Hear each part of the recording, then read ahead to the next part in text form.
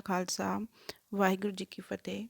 ਸੰਤ ਬਾਬਾ ਨਾਨਕ ਸਿੰਘ ਜੀ ਦੇ ਜੀਵਨ ਦੇ ਵਿੱਚ ਹੁਣ ਤੱਕ ਆਪਾਂ ਇਹ ਪੜ੍ਹਿਆ ਕਿ ਸੰਤ ਜੀ ਦਾ ਸ਼ੁਰੂ ਤੋਂ ਹੀ ਸੁਭਾਅ ਜਿਹੜਾ ਸੀਗਾ ਉਹ ਰੱਬ ਵਾਲੇ ਪਾਸੇ ਸੀਗਾ, ਰੱਬ ਨੂੰ ਜਾਣਨ ਵਾਲੇ ਪਾਸੇ ਸੀਗਾ। ਅਤੇ ਉਹਨਾਂ ਦੇ ਭਰਾ ਦੇ ਵੱਲੋਂ ਜਿਹੜੀਆਂ ਸਾਖੀਆਂ ਸੁਣਾਈਆਂ ਜਾਂਦੀਆਂ ਸੀ ਉਸ ਬਾਰੇ ਉਹ ਬਹੁਤ ਡੂੰਘਾ ਵਿਚਾਰ ਕਰਦੇ ਸੀ ਅਤੇ ਬੜੇ ਸਵਾਲ ਪੁੱਛਦੇ ਸੀ ਆਪਣੇ ਭਰਾ ਕੋਲੋਂ। ਅਤੇ ਇਸ ਤਰ੍ਹਾਂ ਇਹਨਾਂ ਸਵਾਲਾਂ ਦੇ ਜਵਾਬਾਂ ਨੂੰ ਲੱਭਣ ਦੇ ਪਿੱਛੇ ਉਹਨਾਂ ਨੇ ਆਪਣਾ ਬਚਪਨ ਜਿਹੜਾ ਹੈ ਉਹ ਪੂਰਾ ਕੀਤਾ ਅਤੇ ਫਿਰ ਕਿਰਤ ਵਾਲੇ ਪਾਸੇ ਲੱਗ ਗਏ। ਕਿਰਤ ਕਰਦਿਆਂ ਵੀ ਉਹਨਾਂ ਨੇ ਨਾਮ ਸਿਮਰਨ ਵਿੱਚ ਲੱਗੇ ਰਹਿਣਾ। ਅਤੇ ਇਸੇ ਤਰ੍ਹਾਂ ਇੱਕ ਵਾਰ ਕੀ ਹੋਇਆ ਕਿ ਉਹਨਾਂ ਦੇ ਜਿਹੜੇ ਭਰਾ ਦੀ ਘਰ ਵਾਲੀ ਸੀ ਉਹਨਾਂ ਦੀ ਡੈਥ ਹੋ ਗਈ ਅਤੇ ਘਰ ਵਾਲਿਆਂ ਨੇ ਚਾਹਿਆ ਕਿ ਉਹਨਾਂ ਦੀ ਘਰ ਵਾਲੀ ਨੂੰ ਹੁਣ ਬਾਬਾ ਜੀ ਵੱਲ ਬਿਠਾ ਦਿੱਤਾ ਜਾਵੇ। ਪਰ ਬਾਬਾ ਜੀ ਗ੍ਰਸਤ ਦੇ ਵਿੱਚ ਪੈਣਾ ਨਹੀਂ ਸੀ ਚਾਹੁੰਦੇ। ਸੋ ਇੱਕ ਦਿਨ ਚੁੱਪ ਕਰਕੇ ਹੀ ਘਰੋਂ ਚਲੇ ਗਏ। ਘਰੋਂ ਨਿਕਲ ਕੇ ਉਹ ਅੰਮ੍ਰਿਤਸਰ ਸਾਹਿਬ ਗਏ। ਅੰਮ੍ਰਿਤਸਰ ਸਾਹਿਬ ਉਹਨਾਂ ਨੇ ਨਾਮ ਸਿਮਰਨ ਦੇ ਵਿੱਚ ਆਪਦਾ ਸਮਾਂ ਬਤੀਤ ਕੀਤਾ। ਉਹ ਕੀ ਕਰਦੇ ਸੀਗੇ ਕਿ ਹਫ਼ਤੇ ਦੇ ਵਿੱਚ 1 ਜਾਂ 2 ਦਿਨ ਉਹ ਆਪਣਾ ਕਿਰਤ ਕਰਦੇ, ਕੁਛ ਪੈਸੇ ਮਿਲ ਜਾਂਦੇ ਅਤੇ ਉਹਦੇ ਨਾਲ ਅਤੇ 4 ਕੁ ਦਿਨਾਂ ਦਾ ਪ੍ਰਸ਼ਾਦਾ ਦਾ ਜਿਹੜਾ ਸੀਗਾ ਉਹ ਪ੍ਰਸ਼ਾਦੇ ਦਾ ਅਰੇਂਜਮੈਂਟ ਚੱਲ ਜਾਂਦਾ।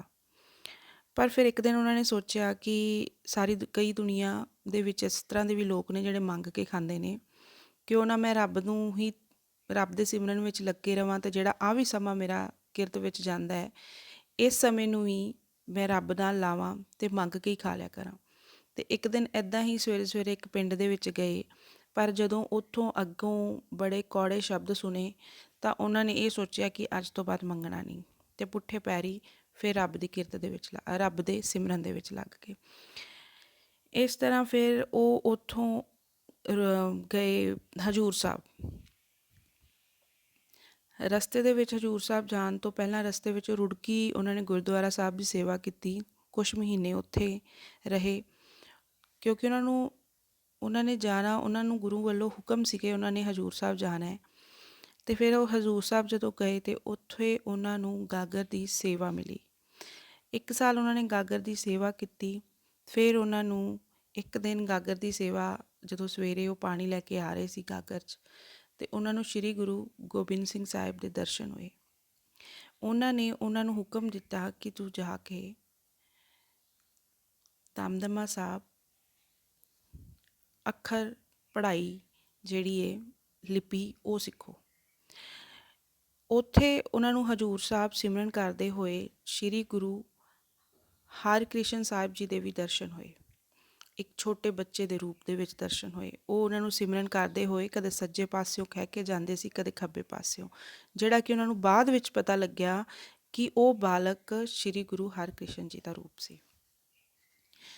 ਇਸ ਤੋਂ ਬਾਅਦ ਜਦੋਂ ਉਹਨਾਂ ਨੂੰ ਇਹ ਹੁਕਮ ਹੋਇਆ ਗੁਰੂ ਗੋਬਿੰਦ ਸਿੰਘ ਜੀ ਵੱਲੋਂ ਕਿ ਤੁਸੀਂ ਦਮਦਮਾ ਸਾਹਿਬ ਜਾਣਾ ਹੈ, ਅਤੇ ਬਿਨਾਂ ਟਿਕਟ ਲਿਆਂ ਰੱਬ ਦੇ ਅੱਗੇ ਅਰਦਾਸ ਕਰਕੇ ਉਹ ਏਅਰ ਕੰਡੀਸ਼ਨਰ ਜਿਹੜਾ ਡੱਬਾ ਹੁੰਦਾ ਹੈ ਉਸ ਦੇ ਵਿੱਚ ਬੈਠ ਗਏ। ਅਤੇ ਇਸ ਤਰ੍ਹਾਂ ਉਹ ਬਠਿੰਡੇ ਤੋਂ ਤਲਵੰਡੀ ਸਾਬੋ ਸੰਤ ਵਧਾਵਾ ਸਿੰਘ ਜੀ ਕੋਲ ਆਏ ਅਤੇ ਉੱਥੇ ਉਹਨਾਂ ਨੇ ਊੜਾ ਐੜਾ ਜੋ ਹੈਗੇ ਅੱਖਰ ਉਹ ਸਿੱਖਣੇ ਸ਼ੁਰੂ ਕੀਤੇ। ਅਤੇ ਇੱਥੇ ਹੀ ਨਾਲ ਹੀ ਉਹ ਲੰਗਰ ਦੀ ਸੇਵਾ ਕਰਦੇ ਅਤੇ ਨਾਲ ਹੀ ਉਹ ਆਪਣਾ ਜਿਹੜਾ ਸਿਮਰਨ ਕਰਦੇ, ਨਾਲ ਹੀ ਉਹ ਜਿਹੜੇ ਆ ਇਹ ਅੱਖਰ ਜਿਹੜੀ ਇਹ ਭਾਸ਼ਾ ਹੈ ਉਹ ਸਿੱਖਦੇ।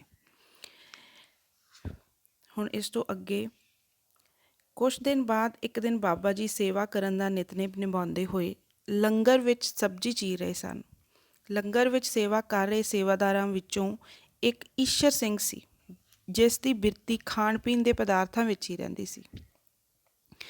ਆਪਣੀ ਆਦਤ ਅਨੁਸਾਰ ਇਹ ਖਾਣ ਪੀਣ ਦੀਆਂ ਚੀਜ਼ਾਂ ਦੀਆਂ ਗੱਲਾਂ ਕਰਨ ਲੱਗਾ। ਜਦ ਇਹ ਗੱਲਾਂ ਬਾਬਾ ਜੀ ਦੇ ਕੰਨਾਂ ਵਿੱਚ ਪਈਆਂ ਤਾਂ ਕਰਦ ਉੱਥੇ ਹੀ ਰੱਖ ਦਿੱਤੀ ਅਤੇ ਆਪਣੇ ਮੂੰਹ 'ਤੇ ਚਪੇੜ ਮਾਰ ਕੇ ਕਹਿਣ ਲੱਗੇ, ਕਿਉਂ ਇੱਥੇ ਪਦਾਰਥਾਂ ਵੱਲ ਚਿੱਤ ਲਾਉਣ ਆਇਆ ਹੈ। ਉਸੇ ਸਮੇਂ ਬਾਬਾ ਜੀ ਉੱਥੋਂ ਚਲੇ ਗਏ। ਜਦ ਸੰਤ ਵਧਾਵਾ ਸਿੰਘ ਜੀ ਨੂੰ ਪਤਾ ਲੱਗਾ ਤਾਂ ਉਹਨਾਂ ਨੇ ਉਸੇ ਸਮੇਂ ਇੱਕ ਸੇਵਾਦਾਰ ਬਾਬਾ ਜੀ ਨੂੰ ਭਾਲਣ ਲਈ ਘੱਲਿਆ ਅਤੇ ਈਸ਼ਰ ਸਿੰਘ ਅਤੇ ਉਸ ਦੇ ਸਾਥੀਆਂ ਨੂੰ ਸੱਦ ਕੇ ਬਹੁਤ ਤਾੜਿਆ। ਤਾੜਨਾ ਕਰਨ ਤੋਂ ਬਾਅਦ ਸਮਝਾਇਆ, ਅੱਗੇ ਤੋਂ ਸੇਵਾ ਕਰਦੇ ਹੋਏ ਜਾਂ ਤਾਂ ਪਰਮਾਰਥ ਦੀ ਗੱਲ ਕਰਨੀ ਹੈ ਅਤੇ ਜਾਂ ਫਿਰ ਚੁੱਪ ਰਹਿਣਾ ਹੈ। ਨੰਦ ਸਿੰਘ ਬੜਾ ਗੁਰਮੁਖ, ਬੜਾ ਪ੍ਰਤਾਪੀ ਹੈ। ਅੱਗੇ ਤੋਂ ਉਹਦੇ ਕੋਲ ਹੁੰਦਿਆਂ ਗੱਲ ਸੋਚ ਵਿਚਾਰ ਕੇ ਕਰਨੀ ਹੈ। ਬੰਦੇ ਵਿੱਚ ਆਪ ਵਿੱਚ ਜੋ ਗੁਣ ਨਾ ਹੋਵੇ ਉਹੀ ਗੁਣ ਜੇ ਦੂਸਰੇ ਵਿੱਚ ਹੋਵੇ ਅਤੇ ਉਸ ਦੀ ਪ੍ਰਸ਼ੰਸਾ ਹੋਵੇ ਤਾਂ ਈਰਖਾ ਬਖੀਲੀ ਵਿੱਚ ਸੜਨ ਲੱਗਦਾ ਹੈ। ਈਰਖਾਲੂ ਨੂੰ ਸਾਹਮਣੇ ਵਾਲੇ ਦੇ ਗੁਣ ਵੀ ਦੋਸ਼ ਨਜ਼ਰ ਆਉਂਦੇ ਨੇ। ਉਹ ਦੂਜੇ ਦਾ ਕੁਝ ਵਿਗਾੜ ਨਹੀਂ ਸਕਦਾ ਅਤੇ ਆਪਣਾ ਸਵਾਰ ਨਹੀਂ ਸਕਦਾ। ਬਾਬਾ ਜੀ ਦਾ ਪਤਾ ਲੱਗਣ 'ਤੇ ਸੰਤ ਜੀ ਨੇ ਆਪ ਜੀ ਦਾ ਪ੍ਰਸ਼ਾਦਾ ਉੱਥੇ ਹੀ ਭੇਜ ਦਿੱਤਾ। ਪ੍ਰਸ਼ਾਦਾ ਸੰਤਾਂ ਦੁਆਰਾ ਭੇਜਿਆ ਹੋਣ ਕਰਕੇ ਹੁਕਮ ਸਮਝ ਕੇ ਛਕ ਲਿਆ। ਪ੍ਰਤਾਪੀ ਕਾਹਦਾ ਹੈ? ਅਨਪੜ੍ਹ ਹੈ। ਕੱਲ੍ਹ ਅਜੇ ਆਇਆ ਤੇ ਪਤਾ ਨਹੀਂ ਕੀ ਸਮਝਣ ਲੱਗਾ ਹੈ ਆਪ ਨੂੰ। ਸੰਤ ਜੀ ਕੋਲ ਤਾਂ ਈਸ਼ਰ ਸਿੰਘ ਹੋਰੀ 7 ਬਚਨ ਕਹਿ ਆਏ ਸਨ, ਪਰ ਬਾਹਰ ਆਉਂਦਿਆਂ ਹੀ ਨਿੰਦਿਆ ਸ਼ੁਰੂ ਕਰ ਦਿੱਤੀ। ਇੱਧਰ ਇਹ ਬਾਬਾ ਜੀ ਨਾਲ ਈਰਖਾ ਕਰਦੇ ਸਨ, ਉੱਧਰ ਬਾਬਾ ਜੀ ਇਹਨਾਂ ਗੱਲਾਂ ਵੱਲ ਧਿਆਨ ਦਿੱਤੇ ਬਿਨਾਂ ਪਰਮਾਰਥਕ ਅਤੇ ਵਿਦਿਅਕ ਪੜ੍ਹਾਈ ਕਰ ਰਹੇ ਸਨ। ਇੱਕ ਦਿਨ ਸੰਤ ਜੀ ਬਾਬਾ ਜੀ ਨੂੰ ਕਹਿਣ ਲੱਗੇ, ਗੁਰੂ ਨਾਨਕ ਦੇਵ ਜੀ ਨੂੰ ਕਿਹਨੇ ਪੜ੍ਹਾਇਆ ਸੀ ਭਾਈ? ਉਹਨਾਂ ਦੇ ਕਹਿਣ ਦਾ ਭਾਵ ਸੀ ਕਿ ਆਪ ਜੀ ਨੂੰ ਪੜ੍ਹਾਉਣ ਦੇ ਯੋਗ ਉਹ ਨਹੀਂ ਹਨ। ਸੁਣਦਿਆਂ ਹੀ ਬਾਬਾ ਜੀ ਦੇ ਨੇਤਰਾਂ 'ਚੋਂ ਜਲ ਵਹਿਣ ਲੱਗਾ। ਦਾਸ ਦਾ ਕੂਕਰ ਹੈ ਗੁਰੂ ਨਾਨਕ ਦੇਵ ਜੀ ਦੇ ਦਰ ਦਾ। ਵੈਰਾਗ ਵਿੱਚ ਬਾਬਾ ਜੀ ਤੋਂ ਉੱਥੇ ਖੜ ਨਾ ਹੋਇਆ, ਇੱਕਦਮ ਡੇਰੇ ਤੋਂ ਬਾਹਰ ਚਲੇ ਗਏ। ਕੁਝ ਦਿਨਾਂ ਬਾਅਦ ਫਿਰ ਬਾਬਾ ਜੀ ਨੇ ਸਤਿਗੁਰੂ ਜੀ ਦੇ ਦਰਸ਼ਨ ਕਰਾਉਣ ਅਤੇ ਬਚਨ ਕਰਾਉਣ ਦੀ ਬੇਨਤੀ ਸੰਤ ਜੀ ਨੂੰ ਕੀਤੀ। ਉਹਨਾਂ ਨੇ ਵਾਕ ਲਿਆ, ਸਤਿਗੁਰੂ ਸਾਜਨ ਪੁਰਖ ਵਡ ਪਾਇਆ, ਹਰ ਰਸਕ ਰਸਕ ਫਲ ਲਾਗੀ ਬਾ। ਇਸ ਵਾਰ ਫਿਰ ਵਰਦੇ ਨੈਣਾ ਨਾਲ ਆਪ ਜੀ ਬਾਹਰ ਚਲੇ ਗਏ। ਇੰਨਾ ਬੈਰਾਗ ਦੇਖ ਕੇ ਸੰਤ ਜੀ ਨੇ ਵਿਚਾਰ ਕੀਤਾ ਕਿ ਜੋ ਪੜ੍ਹਾਈ ਇਹਨਾਂ ਨੇ ਕਰਨੀ ਹੈ ਉਹ ਪੁੱਚੋ ਵਾਲੇ ਸੰਤ ਹਰਨਾਮ ਸਿੰਘ ਜੀ ਹੀ ਕਰਾ ਸਕਦੇ ਹਨ। ਨਿਰੰਕਾਰ ਆਪਣੇ ਕਾਰਜ ਆਪ ਹੀ ਕਰਦਾ ਹੈ। ਸੰਤ ਜੀ ਅਜੇ ਇਹ ਵਿਚਾਰਾਂ ਹੀ ਕਰ ਰਹੇ ਸਨ ਕਿ ਇੱਕ ਦਿਨ ਬਾਬਾ ਜੀ ਨੇ ਸੰਤ ਜੀ ਤੋਂ ਪੁੱਛਿਆ, ਬਾਬਾ ਜੀ, ਜੋ ਕੋਈ ਐਸੇ ਸੰਤ ਹਨ ਜਿਨ੍ਹਾਂ ਤੇ ਬ੍ਰਹਮ ਗਿਆਨੀ ਆਪ ਪਰਮੇਸ਼ਰ ਵਾਲੀ ਗੱਲ ਘਟਦੀ ਹੋਵੇ? ਭਾਵ ਪਰਮੇਸ਼ਰ ਉਸ ਦਾ ਨਾਮ ਅਤੇ ਸੰਤ ਹਮੇਸ਼ਾ ਹੀ ਰਹਿੰਦੇ ਹਨ, ਬਾਕੀ ਭਾਵੇਂ ਕੁਝ ਰਹੇ ਭਾਵੇਂ ਨਾ। ਬਾਬਾ ਜੀ ਬਾਣੀ ਤੇ ਸ਼ੰਕਾ ਨਹੀਂ ਕਰ ਰਹੇ ਸਨ। ਉਹਨਾਂ ਦੇ ਸਵਾਲ ਦਾ ਭਾਵ ਸੀ ਕਿ ਸੰਤ ਵਧਾਵਾ ਸਿੰਘ ਜੀ ਦੇ ਦੇਖਣ ਵਿੱਚ ਅਜਿਹੇ ਮਹਾਂਪੁਰਖ ਹਨ ਕੋਈ? ਉਹਨਾਂ ਕਿਹਾ, ਹਾਂ, ਪੁੱਚੋ ਵਾਲੇ ਸੰਤ ਬਾਬਾ ਹਰਨਾਮ ਸਿੰਘ ਜੀ ਪੂਰਨ ਬ੍ਰਹਮ ਗਿਆਨੀ ਤੱਤਵੇਤੇ ਮਹਾਂਪੁਰਖ ਹਨ। ਮੈਂ ਤਾਂ ਪਹਿਲਾਂ ਹੀ ਤੈਨੂੰ ਉਹਨਾਂ ਕੋਲੋਂ ਲੈ ਕੇ ਜਾਣ ਦਾ ਵਿਚਾਰ ਬਣਾ ਰਿਹਾ ਸੀ। ਸੰਤ ਜੀ ਨੇ ਪੁੱਚੋ ਵਾਲੇ ਮਹਾਂਪੁਰਖਾਂ ਦਾ ਜ਼ਿਕਰ ਬੜੀ ਸ਼ਰਧਾ ਨਾਲ ਕੀਤਾ। ਉਹ ਮਹਾਂਪੁਰਖਾਂ 'ਤੇ ਬੜੀ ਸ਼ਰਧਾ ਰੱਖਦੇ ਸਨ। ਮਹਾਂਪੁਰਖ ਬਾਬਾ ਹਰਨਾਮ ਸਿੰਘ ਜੀ ਦਾ ਸੰਬੰਧ ਢੀਂਡਸਾ ਪਿੰਡ ਨਾਲ ਸੀ। ਆਪ ਜੀ ਬਚਪਨ ਤੋਂ ਹੀ ਮਸਤਾਨੇ ਸੁਭਾਅ ਦੇ ਅਤੇ ਪਰਮਾਰਥਕ ਰੁਚੀ ਵਾਲੇ ਸਨ। ਇਹਨਾਂ ਦੇ ਮਸਤਾਨੇ ਸੁਭਾਅ ਕਾਰਨ ਬਚਪਨ ਵਿੱਚ ਇਹਨਾਂ ਨੂੰ ਮਸਤਾਨਾ ਕਿਹਾ ਜਾਂਦਾ ਸੀ। ਛੋਟੇ ਹੁੰਦਿਆਂ ਹੀ ਆਪ ਜੀ ਘਰੋਂ ਚਲੇ ਗਏ ਅਤੇ ਸੰਤ ਬਾਬਾ ਰਾਮ ਸਿੰਘ ਜੀ ਦੇ ਮਾਰਗ ਦਰਸ਼ਨ ਵਿੱਚ ਪਰਮਾਰਥਕ ਪੜ੍ਹਾਈ ਕਰਦੇ ਹੋਏ ਨਾਨਕ ਲੀਨ ਭਇਓ ਗੋਬਿੰਦ ਸਿਉਜਿਓ ਪਾਣੀ ਸੰਗ ਪਾਣੀ ਵਾਲੀ ਅਵਸਥਾ ਪ੍ਰਾਪਤ ਕੀਤੀ। ਇਸ ਸਮੇਂ ਆਪ ਜੀ ਪੁੱਚੋ ਬਿਰਾਜ ਰਹੇ ਸਨ। ਆਪ ਜੀ ਨਿਰਮਲ ਮਹਾਂਪੁਰਖ ਸਨ। ਸੁਭਾਅ ਬੜਾ ਮਸਤਾਨਾ ਸੀ। ਕਈ ਵਾਰ ਕਵਿਤਾ ਵਿੱਚ ਗੱਲ ਕਰਦੇ ਸਨ, ਕਦੇ ਕਦੇ ਆਪਣਾ ਸਰੂਪ ਹੀ ਬਦਲ ਲੈਂਦੇ। ਜਿਹੜਾ ਵੀ ਦਰਸ਼ਨ ਕਰ ਆਉਂਦਾ ਉਸ ਕੋਲੋਂ ਉਸ ਦੇ ਪਿਓ, ਦਾਦੇ, ਪੜਦਾਦੇ, ਸੱਸ ਸਹੁਰੇ ਆਦਿ ਜਿੰਨੇ ਕੁ ਰਿਸ਼ਤੇਦਾਰਾਂ ਦੇ ਨਾਂ ਯਾਦ ਹੋਣ ਪੁੱਛ ਕੇ ਇੱਕ ਮੁਨਸ਼ੀ ਤੋਂ ਜੋ 30 ਰੁਪਏ ਮਹੀਨੇ ਦੀ ਤਨਖਾਹ 'ਤੇ ਰੱਖਿਆ ਸੀ ਕੋਲੋਂ ਬਹੀ ਖਾਤੇ ਲਿਖਵਾਉਣੇ। ਇਸ ਤੋਂ ਇਲਾਵਾ ਦਰਸ਼ਨਾਂ ਲਈ ਆਉਣ ਵਾਲੇ ਦੀ ਪਹਿਲਾਂ ਸਰਾਹ ਕੀਤੀ ਜਾਂਦੀ ਅਤੇ ਫਿਰ ਹੀ ਦਰਸ਼ਨ ਹੁੰਦੇ। ਸਰਾਂ ਦੌਰਾਨ ਆਉਣ ਵਾਲਾ ਪਹਿਲਾਂ ਥੱਲੇ ਲੰਮੇ ਪੈ ਜਾਂਦਾ ਅਤੇ ਕੁਝ ਚਿਰ ਬਾਅਦ ਬੈਠ ਜਾਂਦਾ। ਇਸੇ ਤਰ੍ਹਾਂ ਬੋਰੀ ਉੱਤੇ ਅਤੇ ਫਿਰ ਲੱਕੜੀ ਦੇ ਫੱਟੇ ਉੱਤੇ ਪੈਣਾ ਅਤੇ ਉੱਠ ਕੇ ਬੈਠ ਜਾਣਾ। ਇਸ ਤੋਂ ਉਪਰੰਤ ਬਾਬਾ ਜੀ ਆਉਣ ਵਾਲੇ ਨੂੰ ਹੱਥਾਂ ਤੋਂ ਲੈ ਕੇ ਮੋਢੇ ਤੱਕ ਟੋਣਾ ਅਤੇ ਕਹਿਣਾ ਸ਼ੁੱਧ ਹੈ। ਪਹਿਲਾਂ ਸਰਾਂ ਨੂੰ ਕੱਚੀ ਅਤੇ ਦੂਜੀ ਨੂੰ ਪੱਕੀ ਕਹਿੰਦੇ ਸਨ। ਆਗੰਤਕ ਦੀ ਅਵਸਥਾ ਅਨੁਸਾਰ ਹੀ ਉਸ ਦੀ ਸਰਾਂ ਕੀਤੀ ਜਾਂਦੀ। ਆਉਣ ਵਾਲੇ ਪ੍ਰਸ਼ਾਦੇ ਦੀ ਵੀ ਸਰਾਂ ਕੀਤੀ ਜਾਂਦੀ, ਜਿਸ ਵਿੱਚ ਪ੍ਰਸ਼ਾਦੇ ਗਿਣੇ ਜਾਂਦੇ ਅਤੇ ਦਾਲ ਸਬਜ਼ੀ ਨੂੰ ਇੱਕ ਬਲਟੋਹੀ ਤੋਂ ਦੂਜੀ ਬਲਟੋਹੀ ਵਿੱਚ ਬਾਰ-ਬਾਰ ਪਾਇਆ ਜਾਂਦਾ। ਆਪ ਜੀ ਕੋਲ ਇੱਕ ਤਜੋਰੀ ਸੀ ਜਿਸ ਵਿੱਚ ਮਾਇਆ ਹੁੰਦੀ। ਮੁਨਸ਼ੀ ਨੂੰ ਹੁਕਮ ਸੀ ਕਿ ਜਦ ਮਾਇਆ ਖਤਮ ਹੋਣ ਵਾਲੀ ਹੋਵੇ ਦੱਸ ਦੇਵੇ। ਉਸ ਦੇ ਦੱਸਣ 'ਤੇ ਖਜ਼ਾਨਾ ਉਵੇਂ ਹੀ ਭਰ ਜਾਣਾ। ਇਸ ਮਾਇਆ ਨੂੰ ਖਰਚਣ ਦਾ ਤਰੀਕਾ ਬੜਾ ਅਨੋਖਾ ਸੀ। ਪ੍ਰਸ਼ਾਦ ਲੈ ਕੇ ਆਉਣ ਵਾਲੇ ਨੂੰ ਪ੍ਰਸ਼ਾਦ ਦਾ ਮੁੱਲ ਦੇ ਦਿੰਦੇ। ਕਦੇ ਕਦੇ ਪ੍ਰਸ਼ਾਦ ਹੱਥ ਲਾ ਕੇ ਵੀ ਮੋੜ ਦਿੰਦੇ। ਕਦੇ ਕਦੇ ਕਿਸੇ ਬੰਦੇ ਨੂੰ ਹਰ ਮਹੀਨੇ ਇੱਕ ਨਿਸ਼ਚਿਤ ਮਾਤਰਾ 'ਚ ਮਾਇਆ ਦੇਣੀ ਸ਼ੁਰੂ ਕਰ ਦਿੰਦੇ, ਕਿਸੇ ਨੂੰ ਕੱਪੜੇ ਸਵਾ ਦੇਣੇ। ਇਸ ਤਰ੍ਹਾਂ ਉਹਨਾਂ ਦੀ ਮਰਿਆਦਾ ਬੜੀ ਅਨੋਖੀ ਸੀ। ਅੱਜ ਭੁੱਚੋ ਵਾਲੇ ਮਹਾਂਪੁਰਖਾਂ ਦੇ ਚਿਹਰੇ 'ਤੇ ਪਹਿਲਾਂ ਨਾਲੋਂ ਦੂਣਾ ਜਲਾਲ ਸੀ। ਸਾਡੇ ਕੋਲ ਮੁੰਡੇ ਮੰਗਣ ਵਾਲੇ ਬਹੁਤ ਆਏ, ਅੱਜ ਕੁੜੀ ਮੰਗਣ ਵਾਲੇ ਨੇ ਆਉਣਾ ਹੈ। ਆਪ ਜੀ ਨੇ ਬਚਨ ਕੀਤਾ। ਕੁੜੀ ਤੋਂ ਭਾਵ ਸੀ ਭਗਤੀ। ਸੇਵਕਾਂ ਨੂੰ ਗੱਲ ਪੂਰੀ ਤਰ੍ਹਾਂ ਸਮਝ ਨਾ ਲੱਗੀ। ਇੱਧਰ ਭੁੱਚੋ ਵਾਲੇ ਉਡੀਕ ਕਰ ਰਹੇ ਸਨ, ਉੱਧਰ ਬਾਬਾ ਨੰਦ ਸਿੰਘ ਜੀ ਸੰਤ ਬਾਬਾ ਵਧਾਵਾ ਸਿੰਘ ਜੀ ਨਾਲ ਦਰਸ਼ਨਾਂ ਨੂੰ ਆ ਰਹੇ ਸਨ। ਭੁੱਚੋ ਵਾਲੇ ਮਹਾਂਪੁਰਖਾਂ ਦੇ ਆਸਣ ਤੇ 100 ਕੁ ਗਜ ਦੂਰ ਇੱਕ ਸੇਵਾਦਾਰ ਪਹਿਰੇਦਾਰ ਦੇ ਰੂਪ ਵਿੱਚ ਖੜਾ ਹੁੰਦਾ। ਆਉਣ ਵਾਲੇ ਨੂੰ ਉਸ ਰਾਹੀਂ ਹੀ ਬੇਨਤੀ ਕਰਨੀ ਹੁੰਦੀ ਸੀ। ਉਹਨਾਂ ਨੇ ਵੀ ਇੱਥੇ ਪਹੁੰਚ ਕੇ ਪਹਿਰੇਦਾਰ ਰਾਹੀਂ ਬੇਨਤੀ ਕੀਤੀ। ਆਉਣ ਦੇ ਪਹਿਰੇਦਾਰ ਨੂੰ ਉਹਨਾਂ ਨੂੰ ਭੇਜਣ ਦਾ ਹੁਕਮ ਹੋਇਆ। ਬਾਬਾ ਜੀ ਅਤੇ ਸੰਤ ਜੀ ਨੇ ਜਾਂਦਿਆਂ ਹੀ ਮੱਥਾ ਟੇਕਿਆ। ਸਰਾਹ ਕਰਾਈ ਗਈ। ਆਓ ਲਹਿਰੇ ਖਾਨੇ ਵਾਲਿਓ, ਆ ਨਾਲ ਕੌਣ ਹੈ? ਸਭ ਕੁਝ ਜਾਣਦੇ ਹੋਏ ਵੀ ਮਹਾਂਪੁਰਖਾਂ ਨੇ ਅਣਜਾਣ ਬਣਦੇ ਹੋਏ ਪੁੱਛਿਆ। ਇਹਦਾ ਨਾਂ ਨੰਦ ਸਿੰਘ ਹੈ ਜੀ, ਬੜਾ ਗੁਰਮੁਖ ਹੈ, ਆਹਾਰ ਬਹੁਤ ਘੱਟ ਕਰਦਾ ਹੈ, ਪਰਮੇਸ਼ਰ ਮਿਲਣੇ ਦਾ ਬਹੁਤ ਬੈਰਾਗ। ਸੰਤ ਵਧਾਵਾ ਸਿੰਘ ਜੀ ਨੇ ਜੋ ਅਨੁਭਵ ਕੀਤਾ ਸੀ ਬਿਆਨ ਕਰਨ ਲੱਗੇ। ਬਾਬਾ ਨੰਦ ਸਿੰਘ ਜੀ ਨੇ ਖਿਆਲ ਕੀਤਾ ਕਿ ਸੰਤ ਜੀ ਆਪ ਗੁਰਮੁਖ ਅਤੇ ਉੱਚੇ ਜੀਵਨ ਵਾਲੇ ਹੋਣ ਕਾਰਨ ਉਹਨਾਂ ਬਾਰੇ ਵੀ ਇਹ ਕਹਿ ਰਹੇ ਹਨ। ਪਰਮਾਰਥ ਦਾ ਜਿਹੜਾ ਜਗਿਆਸੂ ਆਪਣੇ ਆਪ ਨੂੰ ਨੀਵਾਂ ਸਮਝਦਾ ਹੈ, ਓਨਾ ਹੀ ਉੱਚਾ ਹੋ ਨਿਬੜਦਾ ਹੈ। ਜਿਸ ਜਗਿਆਸੂ ਰੂਪੀ ਭਾਂਡੇ ਵਿੱਚ ਹੰਕਾਰ ਰੂਪੀ ਗਲੀ ਹੋਵੇ, ਉਸ ਵਿੱਚ ਦੁੱਧ ਨਹੀਂ ਟਿਕਦਾ। ਪ੍ਰਾਪਤੀ ਲਈ ਹੰਕਾਰ ਦੀ ਨਿਵਿਰਤੀ ਜ਼ਰੂਰੀ ਹੈ, ਕਿਉਂਕਿ ਜਿੰਨਾ ਚਿਰ ਮੈਂ ਹੈ, ਤੂੰ ਨਹੀਂ।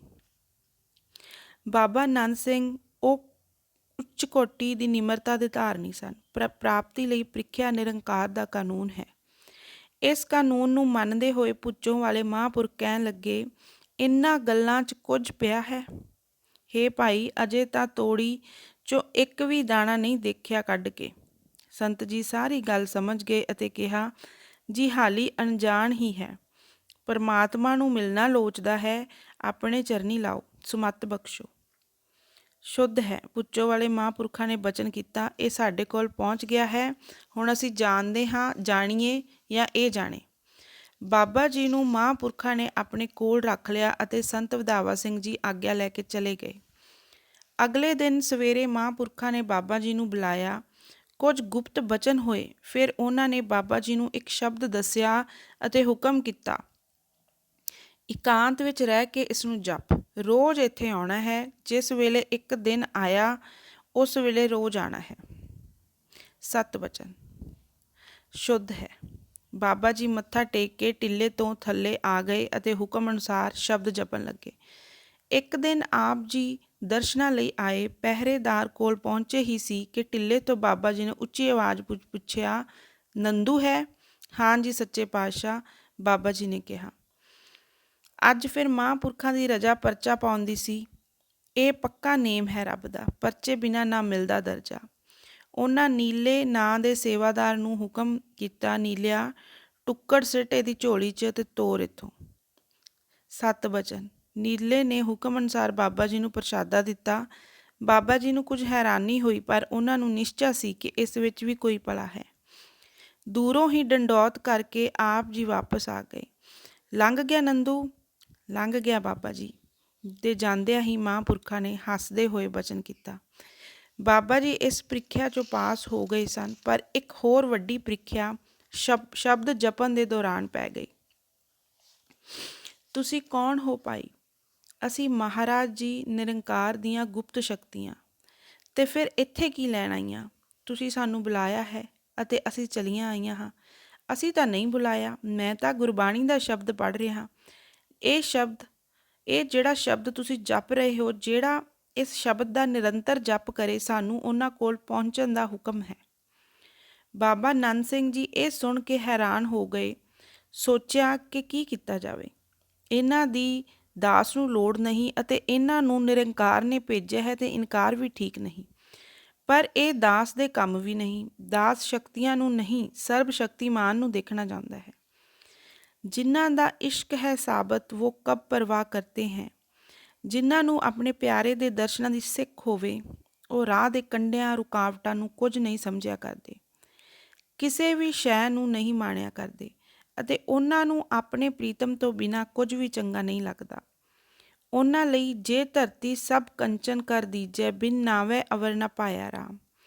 ਪ੍ਰੀਤਮ ਵੀ ਬੜਾ ਬੇਪਰਵਾਹ ਹੈ। ਆਸ਼ਕਾਂ ਤੋਂ ਖਹਿੜਾ ਛੁਡਾਉਣ ਲਈ ਉਹ ਕਈ ਕਿਸਮ ਦੇ ਡਰਾਵੇ ਲਾਲਚ ਦਿੰਦਾ ਹੈ, ਜਿਨ੍ਹਾਂ ਵਿੱਚ ਉਲਝ ਕੇ ਬਹੁਤ ਸਾਰੇ ਸਾਧੂ ਸੰਤ ਫਕੀਰ ਆਪਣੇ ਆਪ ਨੂੰ ਬਹੁਤ ਵੱਡਾ ਸਮਝ ਲੈਂਦੇ ਹਨ, ਪਰ ਜਿਨ੍ਹਾਂ ਨੇ ਸੀਨੇ ਖਿੱਚ ਖਾਧੀ ਹੋਵੇ ਉਹ ਤਾਂ ਪੁਕਾਰਾਂ ਕਰਦੇ ਹਨ, ਤੁਧ ਬਾਝ ਪਿਆਰੇ ਕੇਵ ਰਹਾ ਸਭ ਵਡਿਆਈ ਦੇ। ਮੈਨੂੰ ਇਹਨਾਂ ਰਿੱਧੀਆਂ ਸਿੱਧੀਆਂ ਦੀ ਲੋੜ ਨਹੀਂ, ਮੈਨੂੰ ਤਾਂ ਇਹੀ ਵਡਿਆਈ ਬਖਸ਼ ਕਿ ਤੇਰੇ ਦਰਸ਼ਨ ਕਰਾਂ।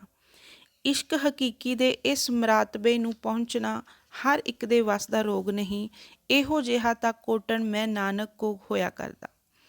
ਗੁਰੂ ਗੋਬਿੰਦ ਸਿੰਘ ਜੀ ਦੇ 52 ਕਵੀਆਂ 'ਚੋਂ ਕਵੀ ਬਿਹਾਰੀ ਜੀ ਫਰਮਾਉਂਦੇ ਹਨ, ਆਸ਼ਕ ਸਭ ਸਦਵਾਇਆ ਲੋੜੇ ਟੇਢੀ ਪਗੜੀ ਕਰਕੇ। ਸਿਰ ਤੋਂ ਪਰੇ ਇਸ਼ਕ ਦਾ ਡੇਰਾ ਸਭ ਮੁੜ ਆਏ ਡਰ ਕੇ, ਮਹਿਬੂਬਾਂ ਦੇ ਮਹਿਲ ਬਿਹਾਰੀ ਜੋ ਪਹੁੰਚਾ ਸੋ ਮਰ ਕੇ। ਜੋ ਪਿਆਰੇ ਦੇ ਨੇਹ ਅੱਗੇ ਮਰ ਗਿਆ ਉਹ ਸਭ ਕੁਝ ਪ੍ਰਾਪਤ ਕਰ ਗਿਆ। ਜਿਹੜਾ ਪਿਆਰੇ ਲਈ ਕੁਰਬਾਨੀ ਕਰੇ ਉਸ ਨੂੰ ਦੁਨੀਆ ਦੀ ਕੋਈ ਵੀ ਚੀਜ਼ ਪੋ ਨਹੀਂ ਸਕਦੀ। ਪਰੰਤੂ ਜਿਹੜੇ ਰਿੱਧੀਆਂ ਸਿੱਧੀਆਂ ਵਿੱਚ ਫਸ ਜਾਂਦੇ ਹਨ, ਇਹਨਾਂ ਦੀ ਵਰਤੋਂ ਕਰਨ ਲੱਗ ਜਾਂਦੇ ਹਨ, ਇਹਨਾਂ ਰਾਹੀਂ ਦੁਨਿਆਵੀ ਸੁੱਖਾਂ ਦੀ ਲਾਲਸਾ ਪੂਰੀ ਕਰਨ ਲੱਗ ਜਾਂਦੇ ਹਨ, ਉਹਨਾਂ ਦੀ ਦੁਨਿਆਵੀ ਇੱਛਾ ਤਾਂ ਪੂਰੀ ਹੋ ਜਾਂਦੀ ਹੈ, ਪਰ ਉਹਨਾਂ ਲਈ ਦਰਗਾਹ ਦੇ ਬੂਹੇ ਬੰਦ ਹੋ ਜਾਂਦੇ ਹਨ। ਕੁਦਰਤ ਦੀ ਵਿਰੋਧਤਾ ਕਰਨ ਲੱਗ ਜਾਂਦੇ ਹਨ। ਉਹ ਇਹ ਪਰਮਾਤਮਾ ਨੂੰ ਭਾਉਂਦੇ ਨਹੀਂ, ਉਹ ਭਾਣੇ ਦੀ ਉਲੰਘਣਾ ਕਰਦੇ ਹਨ। ਖਸਮੈ ਸੋਈ ਭਾਵਦਾ ਖਸਮੇ ਦਾ ਜਿਸ ਭਾਣਾ ਪਾਵੇ। ਉਹ ਬਖਸ਼ਿਸ਼ ਕੀਤੀ ਵਸਤੂ ਕਦੇ ਵੀ ਵਾਪਸ ਨਹੀਂ ਲੈਂਦਾ, ਫਿਰ ਉਸ ਨੂੰ ਆਪਣੇ ਭਾਣੇ ਚੱਲਣ ਵਾਲੇ ਨੂੰ ਸਜ਼ਾ ਕੀ ਮਿਲਦੀ ਹੈ। ਆਪਣੇ ਭਾਣੇ ਜੋ ਚੱਲੈ ਭਾਈ ਵਿਛੜ ਚੋਟਾ ਖਾਵੇ। ਉਸ ਲਈ ਫਿਰ ਦਰਗਾਹ ਦੇ ਬੂਹੇ ਬੰਦ ਹੋ ਜਾਂਦੇ ਹਨ। ਉਸ ਬੂਹੇ ਨੂੰ ਗੁਰੂ ਤੋਂ ਬਿਨਾਂ ਫਿਰ ਕੋਈ ਖੋਲ੍ਹ ਨਹੀਂ ਸਕਦਾ। ਗੁਰੂ ਤੋਂ ਬਿਨਾਂ ਭਾਵੇਂ ਕੋਈ ਵੱਡੀ ਕੁਰਬਾਨੀ ਵੀ ਦੇ ਦੇਵੇ, ਉਹ ਬੂਹਾ ਨਾ ਕਿਸੇ ਤੋਂ ਖੁੱਲ੍ਹਿਆ ਅੱਜ ਤੱਕ ਤੇ ਨਾ ਹੀ ਕਿਸੇ ਤੋਂ ਖੁੱਲ੍ਹੇਗਾ। ਧਰਮ ਰਾਏ ਹੈ ਦੇਵਤਾ ਲੈ ਗੱਲਾਂ ਕਰੇ ਦਲਾਲੀ, ਸਤਿਗੁਰੂ ਆਖੇ ਸੱਚਾ ਕਰੇ ਸਾ ਬਾਤ ਹੋਵੇ ਦਰਹਾਲੀ। ਗੁਰੂ ਹੈ ਦਰਗੇ ਕਾ ਬਸੀਠ, ਦਰਗਾਹ ਵਿੱਚ ਵਕਾਲਤ ਕਰਦਾ ਕੌਣ? ਗੁਰੂ। ਜੈਸਾ ਸਤਿਗੁਰ ਸੁਣੀਦਾ ਤੈਸੋ ਹੀ ਮੈਂ ਡੀਠ, ਵਿਛੜਿਆ ਮੇਲੇ ਪ੍ਰਭ ਹਰ ਦਰਗੇ ਕਾ ਬਾਸੀਠ। ਗੁਰੂ ਦੀ ਮਹਿਮਾ ਦਾ ਪਤਾ ਲੱਗਾ ਉਹਨਾਂ ਸਿੱਖਾਂ ਨੂੰ ਜਿਹੜੇ ਇੱਕ ਦਿਨ ਬੇਦਾਵਾ ਲਿਖ ਕੇ ਦੇ ਗਏ ਸਨ। ਸੋਚਿਆ ਹੋਵੇਗਾ ਗੁਰੂ ਦੀ ਲੋੜ ਹੀ ਕੋਈ ਨਹੀਂ, ਗੁਰੂ ਤੋਂ ਬੇਮੁਖ ਹੋਇਆ ਕੋਈ ਫਰਕ ਨਹੀਂ ਪਵੇਗਾ। ਜਿਹੜੇ ਨਿਗੁਰੇ ਹਨ ਉਹ ਵੀ ਤਾਂ ਰੋਟੀ ਖਾ ਰਹੇ ਹਨ, ਪਰ ਗੁਰੂ ਦੀ ਕਿਰਪਾ ਦਾ ਮਤਲਬ ਸਿਰਫ ਰੋਟੀ ਖਾਣਾ ਤਾਂ ਨਹੀਂ। ਗੁਰੂ ਦੀ ਕਿਰਪਾ ਜਿੱਥੇ ਪਹੁੰਚੀ ਹੈ ਉਹ ਥਾਂ ਅਜੇ ਉਹਨਾਂ ਡਿੱਠੀ ਨਹੀਂ ਸੀ। ਕਦੋਂ ਦੇਖੀ? ਜਦੋਂ ਸ਼ਹੀਦੀਆਂ ਪਾ ਕੇ ਦਰਗਾਹ ਨੂੰ ਗਏ ਤਾਂ ਅੱਗੋਂ ਬੂਹੇ ਬੰਦ। ਇੱਕ ਨਾਮ ਜਪਣ ਵਾਲੇ ਦਾ, ਇੱਕ ਕੁਰਬਾਨੀ ਦੇਣ ਵਾਲੇ ਦਾ, ਦੋਹਾਂ ਦਾ ਹੱਕ ਹੈ ਦਰਗਾਹ ਨੂੰ ਜਾਣਾ। ਜੋ ਦਰਜਾ ਹੈ ਨਾਮ ਜਪਣ ਵਾਲੇ ਦਾ, ਉਹ ਦਰਜਾ ਹੈ ਸ਼ਹੀਦੀ ਪਾਉਣ ਵਾਲੇ ਦਾ। ਸ਼ਹੀਦ ਉਹ ਹੈ ਜੋ ਧਰਮ ਨਿਮਿਤ ਗਿਆ ਹੈ, ਕੋਈ ਹੋਰ ਮਕਸਦ ਨਹੀਂ ਸ਼ਹੀਦੀ ਦਾ। ਇਸ ਵਾਸਤੇ ਸ਼ਹੀਦ ਹੋ ਰਿਹਾ ਹੈ ਕਿ ਧਰਮ ਪਿਆਰਾ ਹੈ। ਧਰਮ ਤੋਂ ਸਦਕੇ ਹੋਣ ਵਾਲਾ ਸ਼ਹੀਦ ਹੁੰਦਾ ਹੈ, ਤਾਂ ਜੋ ਸਵਾਸਾਂ ਦੇ ਨਿਕਲਣ ਤੱਕ ਇਸ ਦੇ ਅੰਦਰ ਕੋਈ ਹੋਰ ਇੱਛਾ ਨਾ ਆ ਜਾਏ। ਜੇ ਕੋਈ ਸਾਰੀ ਉਮਰ ਨਾਮ ਜਪਣ ਵਾਲੇ ਨੂੰ ਵੀ ਕੋਈ ਹੋਰ ਇੱਛਾ ਆ ਗਈ ਤਾਂ ਉਹ ਦਰਗਾਹ ਤੱਕ ਨਾ ਪਹੁੰਚ ਸਕਿਆ। ਸ਼੍ਰੀ ਗੁਰੂ ਗ੍ਰੰਥ ਸਾਹਿਬ ਜੀ ਵਿੱਚ ਭਗਤ ਤਿਰਲੋਚਨ ਜੀ ਫਰਮਾਉਂਦੇ ਹਨ, ਅੰਤ ਕਾਲ ਜੋ ਲక్ష్ਮੀ ਸ਼ਿਵ ਸਿਮਰੈ, ਐਸੀ ਚਿੰਤਾ ਮੈਂ ਜੋ ਮਰੇ, ਸਰਪ ਜੋਨ ਵੱਲ ਅਵਤਰੇ। ਸੰਸਾਰ ਵਿੱਚ ਕਿੰਨਾਂ ਨੂੰ ਵਾਰ-ਵਾਰ ਆਉਣਾ ਪੈਂਦਾ ਹੈ। ਜਿਹੜੇ ਜਾਂਦੇ ਹਨ ਪਰ ਮਨ ਆਪਣਾ ਇੱਥੇ ਛੋੜ ਜਾਂਦੇ ਹਨ। ਜਿਨ੍ਹਾਂ ਦੇ ਵਿੱਚ ਮਨ ਲਾ ਜਾਵੇ, ਜਿਸ ਦੇ ਵਿੱਚ ਮਨ ਲਾ ਜਾਵੇ, ਪਰਤ ਕੇ ਫਿਰ ਸੰਸਾਰ ਵਿੱਚ ਆਏਗਾ। ਜੇ ਪੁੰਨ ਕੀਤੇ ਹਨ ਤਾਂ ਮਨੁੱਖ ਜਨਮ ਪਾਏਗਾ, ਨਹੀਂ ਤਾਂ ਫਿਰ ਹੋਰ ਜੂਨੀਆਂ ਬਥੇਰੀਆਂ ਹਨ, ਕਿਸੇ ਵਿੱਚ ਭਟਕਦਾ ਫਿਰੇਗਾ। ਆਖਿਆ ਜਪਣ ਵਾਲਾ ਏਕ ਚਿੱਤ, ਜੇ ਇੱਕ ਛਿਨ ਤੇ ਆਇਓ, ਕਾਲ ਫਾਸ ਕੇ ਬੀਚ ਨਾ ਆਇਓ। ਜਾਂ ਤੇ ਉਹ ਦਰਗਾਹ ਨੂੰ ਜਾਂਦਾ ਹੈ ਜਾਂ ਫਿਰ ਧਰਮ ਹਿੱਤ ਸਿਰ ਦੇਣ ਵਾਲਾ, ਇਹਨਾਂ ਦਾ ਹੱਕ ਹੈ ਦਰਗਾਹ ਨੂੰ ਜਾਣਾ।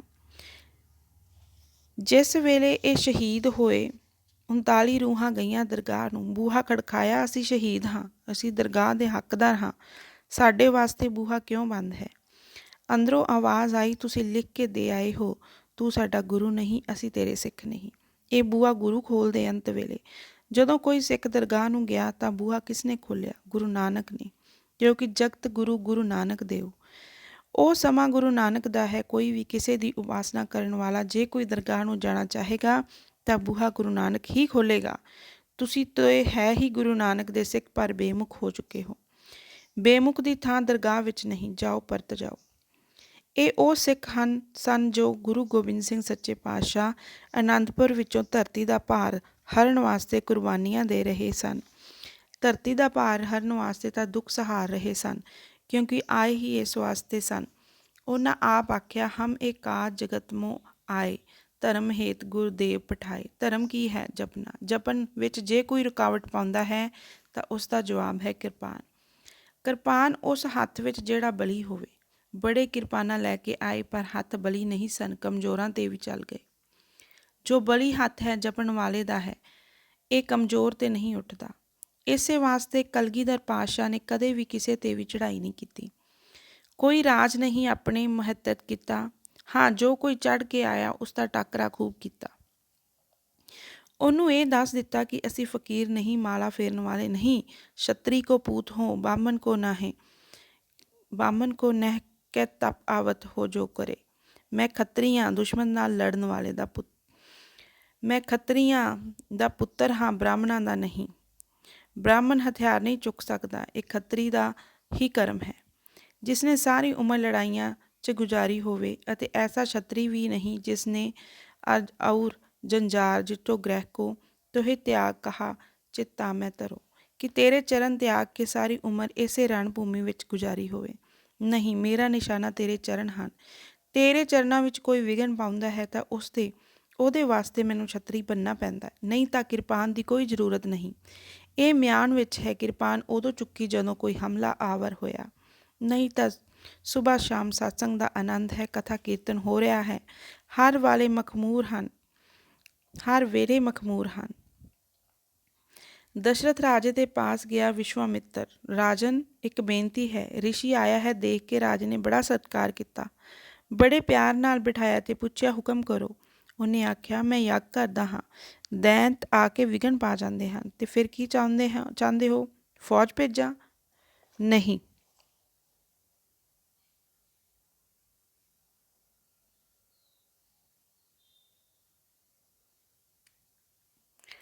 ਤਾਂ ਵਿਸ਼ਵਾਮਿੱਤਰ ਨੇ ਆਖਿਆ, ਰਾਮ ਤੇ ਲਛਮਣ, ਇਹ ਦੋਨੋਂ ਪਹਿਰੇਦਾਰ ਮੇਰੇ ਨਾਲ ਕਰ ਦਿਓ। ਇਹਨਾਂ ਦੀ ਪਹਿਰੇਦਾਰੀ ਵਿੱਚ ਮੈਂ ਯੱਗ ਸੰਪੂਰਨ ਕਰ ਲਵਾਂਗਾ। ਇਹ ਤਾਂ ਅੱਜ ਛੋਟੇ ਹਨ। ਵਿਸ਼ਵਾਮਿੱਤਰ ਨੇ ਆਖਿਆ, ਛੋਟੇ ਨਹੀਂ, ਵੱਡੇ ਹਨ। ਉਮਰੋਂ ਬੇਸ਼ੱਕ ਛੋਟੇ ਹਨ, ਪਰ ਬਲ ਵਿੱਚ ਵੱਡੇ ਹਨ। ਇਹਨਾਂ ਦੋਹਾਂ ਦੀ ਲੋੜ ਹੈ ਰਾਜਨ, ਇਹਨਾਂ ਦੋਹਾਂ ਦੀ ਲੋੜ ਹੈ। ਜੇ ਦੇ ਸਕਦੇ ਤਾਂ ਮੇਰੇ ਨਾਲ ਤੋਰ ਇਹਨਾਂ ਦੋਹਾਂ ਨੂੰ। ਮੈਂ ਜਿਵੇਂ ਲਿਜਾ ਰਿਹਾ ਹਾਂ ਤਿਵੇਂ ਤੈਨੂੰ ਮੋੜ ਕੇ ਦੇ ਜਾਵਾਂਗਾ। ਦਸ਼ਰਥ ਨੇ ਰਾਮ ਲਛਮਣ ਨੂੰ ਭੇਜਿਆ। ਉਹਨਾਂ ਨੇ ਪਹਿਰਾ ਦਿੱਤਾ ਅਤੇ ਵਿਸ਼ਵਾਮਿੱਤਰ ਦਾ ਯੱਗ ਸੰਪੂਰਨ ਹੋਇਆ। ਯੱਗ ਅਸੀਂ ਵੀ ਕਰਨਾ ਹੈ, ਪਰ ਸਾਡਾ ਯੱਗ ਹੈ ਮਾਲਾ ਦਾ। ਨਾਮ ਜਪਣ ਵਰਗਾ ਯੱਗ ਕੋਈ ਨਹੀਂ। ਇਸ ਯੱਗ ਵਿੱਚ ਵਿਘਨ ਪੈਂਦੇ ਹਨ। ਇਸ ਵਾਸਤੇ ਸਾਹਿਬ ਨੇ ਆਖਿਆ, ਕਿੱਥੋਂ ਰਾਮ ਲਛਮਣ ਨੂੰ ਲਿਆਓਗੇ? ਇੱਕ ਹੱਥ ਤੁਹਾਡਾ ਯੱਗ ਕਰੇ ਅਤੇ ਦੂਜਾ ਹੱਥ ਪਹਿਰਾ ਦੇਵੇ। ਇੱਕ ਹੱਥ ਵਿੱਚ ਮਾਲਾ ਤੇ ਦੂਜੇ ਹੱਥ ਵਿੱਚ ਕਿਰਪਾਨ ਹੈ। ਜਿੰਨਾ ਚਿਰ ਇਸ ਮਾਲਾ ਉੱਤੇ ਕੋਈ ਹਮਲਾ ਆਵਰ ਨਹੀਂ ਹੁੰਦਾ, ਓਨਾ ਚਿਰ ਕਿਰਪਾਨ ਦੀ ਲੋੜ ਨਹੀਂ। ਪਰ ਜਿਸ ਵੇਲੇ ਕੋਈ ਸਾਡੇ ਯੱਗ ਵਿੱਚ ਵਿਘਨ ਪਾਉਂਦਾ ਹੈ, ਜਪਨ ਤੋਂ ਰੋਕਦਾ ਹੈ, ਫਿਰ ਭਾਵੇਂ ਕੋਈ ਵੀ ਹੋਵੇ, ਗਿਆਨੈ ਕੀ ਬੜਨੀ ਮਨੋ, ਹਾਥ ਲੈ ਕਾਤਰਤਾ ਕੁਤਵਾਰ ਬੁਹਾਰੇ। ਜੋ ਸਮਝ ਸਕਦਾ ਹੈ ਤਾਂ ਉਸ ਵਾਸਤੇ ਜ਼ਬਾਨ ਦੀ ਤਲਵਾਰ ਕਾਫੀ ਹੈ, ਉਸ ਦੇ ਸੰਸੇ ਕੱਟ ਦਿਓ। ਪਰ ਜੇ ਨਹੀਂ ਟਲਦਾ ਕਿਸੇ ਤਰ੍ਹਾਂ ਵੀ, ਤਾਂ ਫਿਰ ਇਹ ਕਿਰਪਾਨ, ਇਹ ਸ਼ਸਤਰ ਮੌਜੂਦ ਹੈ। ਸੋ ਜਿਸ ਵੇਲੇ ਅਨੰਦਪੁਰ ਵਿੱਚ ਇਹ ਰੰਗ ਬਣ ਰਿਹਾ ਸੀ, ਸਿੱਖ ਆਉਂਦੇ ਸਨ ਸ਼ਸਤਰ ਲੈ ਕੇ, ਪਤਾ ਨਹੀਂ ਕਿਸ ਵੇਲੇ ਇਹਨਾਂ ਦੀ ਲੋੜ ਪੈਣੀ ਹੈ। ਸਮੇਂ ਸਿਰ ਬਾਦਸ਼ਾਹੀ ਫੌਜਾਂ ਆਉਂਦੀਆਂ ਤੇ ਘੇਰਾ ਪਾਉਂਦੀਆਂ, ਤਾਂ ਫਿਰ ਮੇਰੇ ਗਰੀਬ ਨਿਵਾਜ਼ ਪਾਤਸ਼ਾਹ ਨੇ ਚਿੜੀਆਂ ਤੋਂ ਕਿਵੇਂ ਬਾਜ਼ ਤੁੜਾਏ।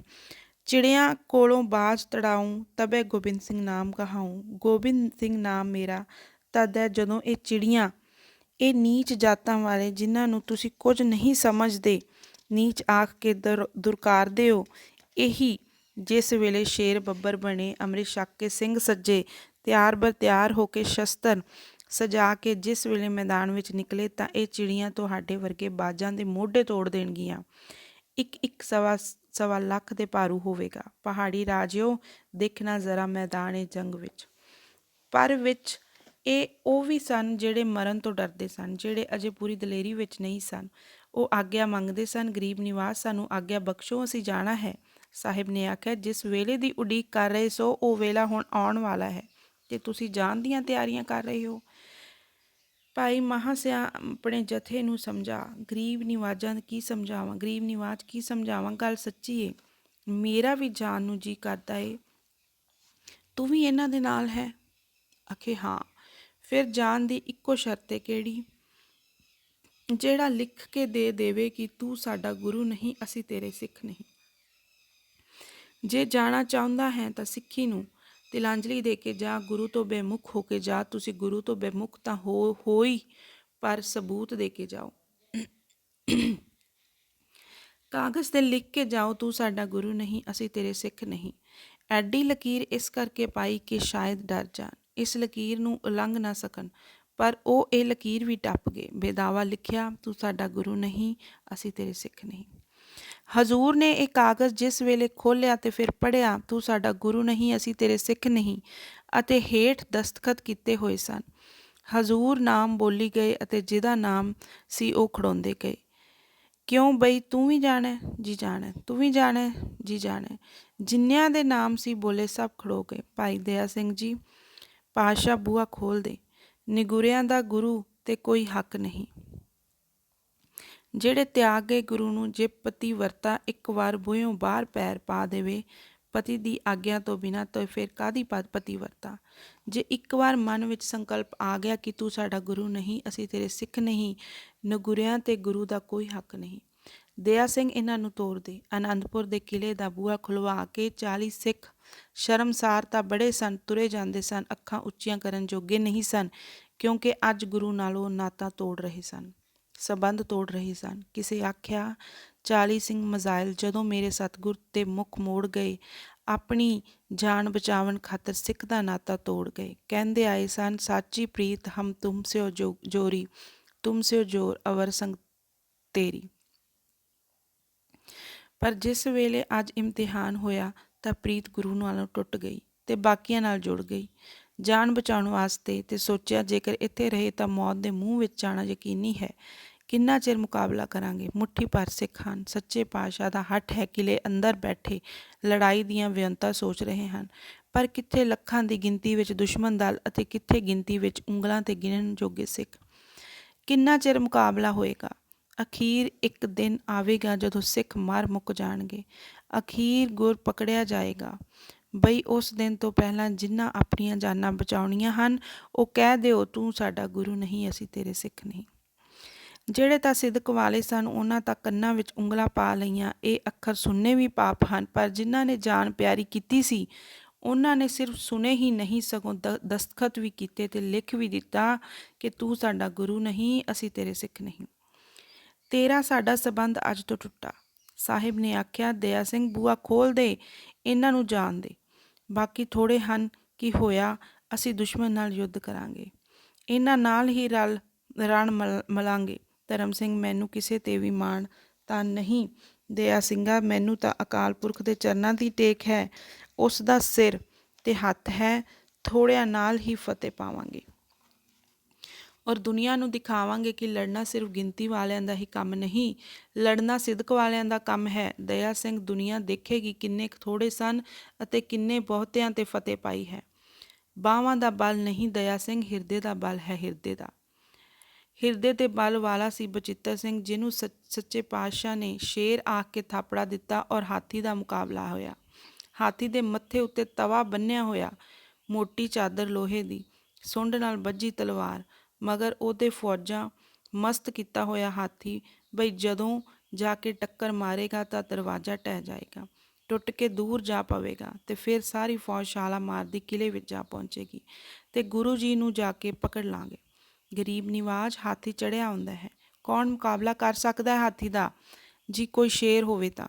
ਹਜ਼ੂਰ ਨੇ ਕਿਹਾ, ਸਾਡੇ ਕੋਲ ਵੀ ਸ਼ੇਰ ਬੈਠਾ ਏ ਨਾ। ਬਚਿੱਤਰ ਸਿੰਘ ਬੈਠਾ ਸੀ, ਥਾਪੜਾ ਦੇ ਕੇ ਆਖਿਆ, ਗੁਰੂ ਕੇ ਸ਼ੇਰ ਤਿਆਰ ਹੋ ਜਾ। ਸਤ ਬਚਨ, ਜਰਾ ਨਹੀਂ ਡਰਿਆ। ਬਈ ਕਿੱਥੇ ਹਾਥੀ ਤੇ ਕਿੱਥੇ ਮਨੁੱਖ? ਉਸ ਸਮੇਂ ਬਚਿੱਤਰ ਸਿੰਘ ਨੂੰ ਜਾਪਿਆ ਕਿ ਮੈਂ ਸੱਚਮੁੱਚ ਹੀ ਬੱਬਰ ਸ਼ੇਰ ਹਾਂ।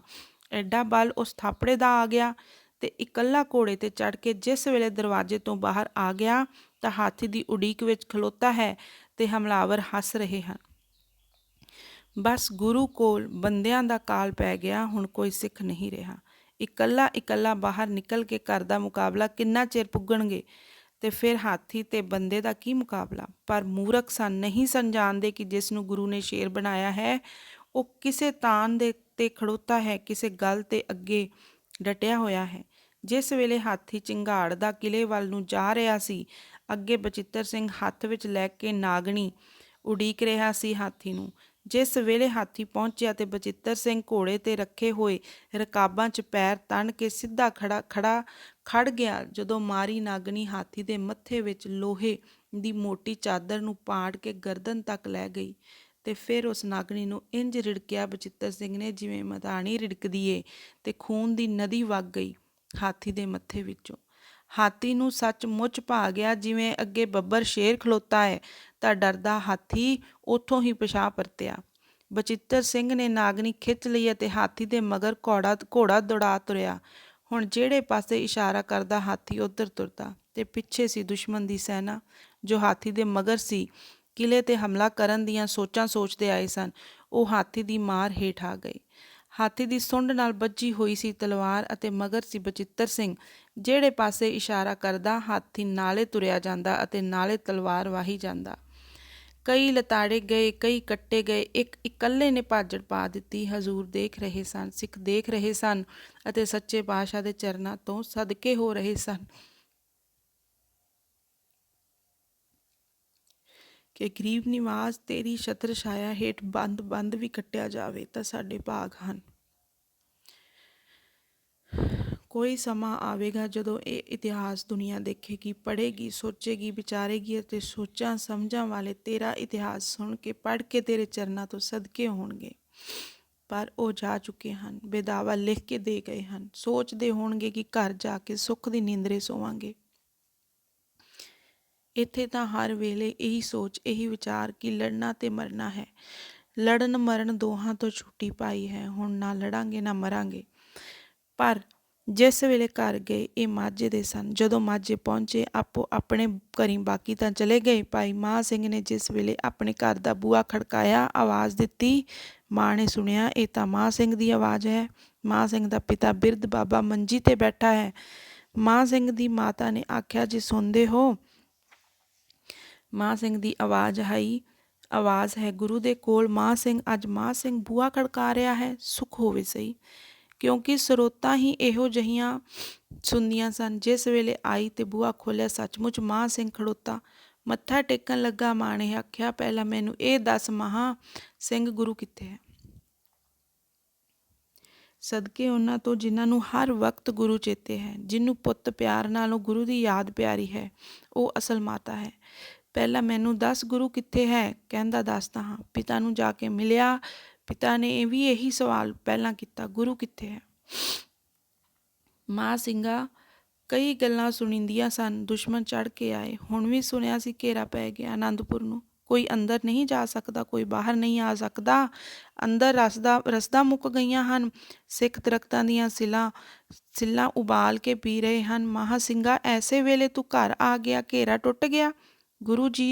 ਗੁਰੂ ਦੀ ਜੈ ਜੈਕਾਰ ਹੋਈ। ਮਾਂ ਸਿਆਂ, ਸਾਰਾ ਸਮਾਚਾਰ ਸੁਣਾਏਂਗਾ? ਜੇ ਤੂੰ ਆ ਗਿਆ ਤਾਂ ਗੁਰੂ ਵੀ ਕਿਲੇ ਤੋਂ ਬਾਹਰ ਆ ਗਿਆ ਹੋਵੇਗਾ।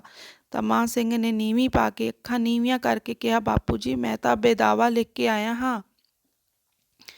ਬੇਦਾਵਾ ਉਹ ਕੀ ਹੁੰਦਾ ਹੈ? ਅੱਜ ਤਾਂ ਮਾਂ ਸਿੰਘ ਨੇ ਦੱਸਿਆ ਕਿ ਕਾਗਜ਼ 'ਤੇ ਲਿਖ ਕੇ ਦਿੱਤਾ ਕਿ ਤੂੰ ਸਾਡਾ ਗੁਰੂ ਨਹੀਂ, ਅਸੀਂ ਤੇਰੇ ਸਿੱਖ ਨਹੀਂ।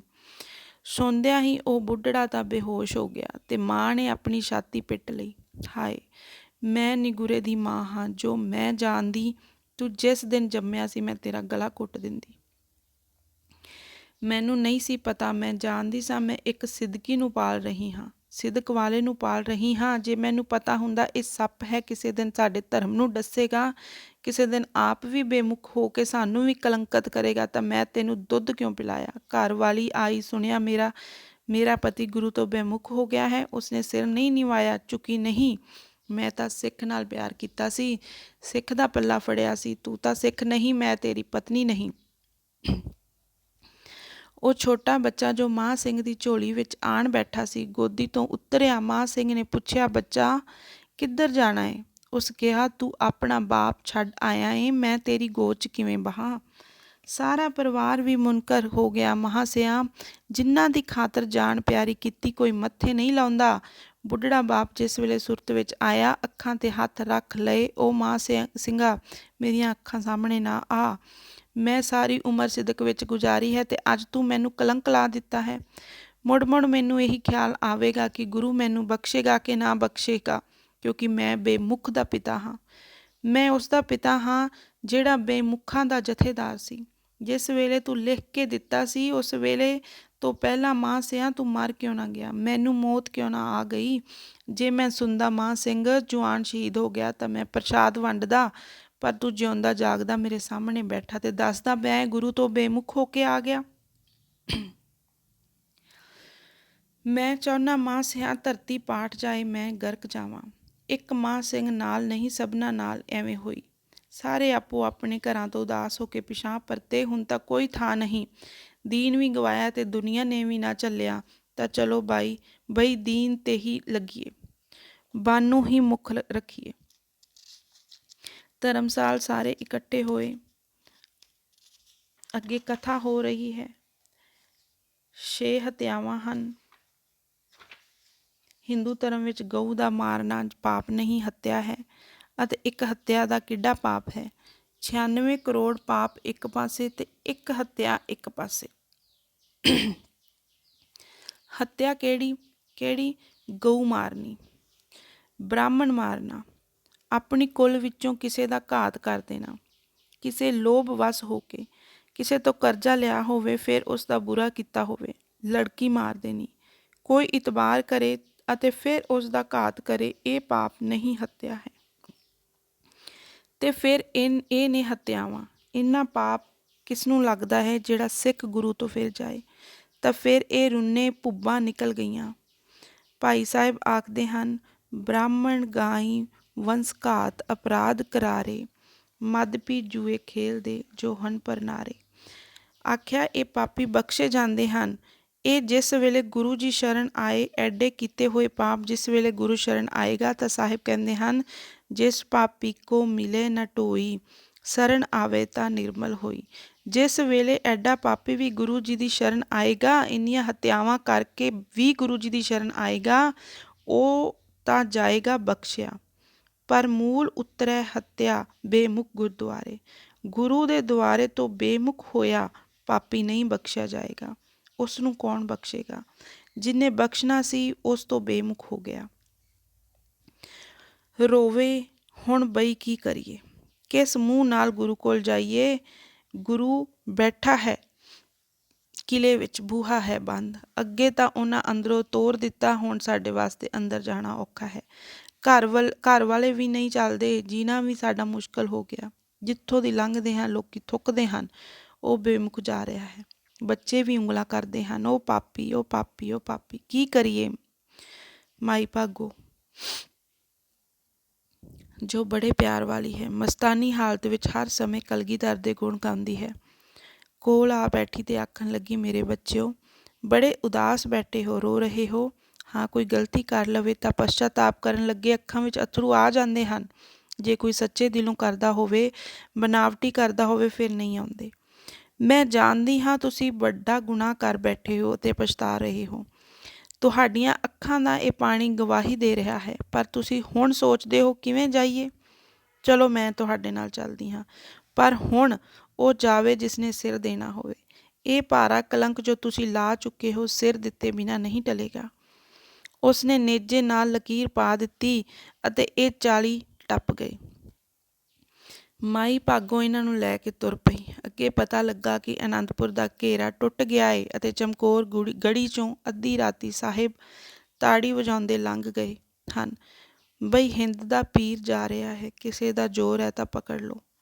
ਛੁਪ ਕੇ ਨਹੀਂ ਨਿਕਲੇ, ਇਹ ਹੁਣ ਭਾਲਦੇ ਫਿਰਦੇ ਹਨ, ਕਿੱਥੇ ਹੋਣਗੇ? ਦੁਸ਼ਮਣ ਦਲ ਵੀ ਭਾਲਦਾ ਫਿਰ ਰਿਹਾ ਗੁਰੂ ਗੋਬਿੰਦ ਸਿੰਘ ਨੂੰ, ਪਰ ਆਪ ਉਸ ਟਿੱਬੀ ਤੇ ਬੈਠੇ ਹਨ।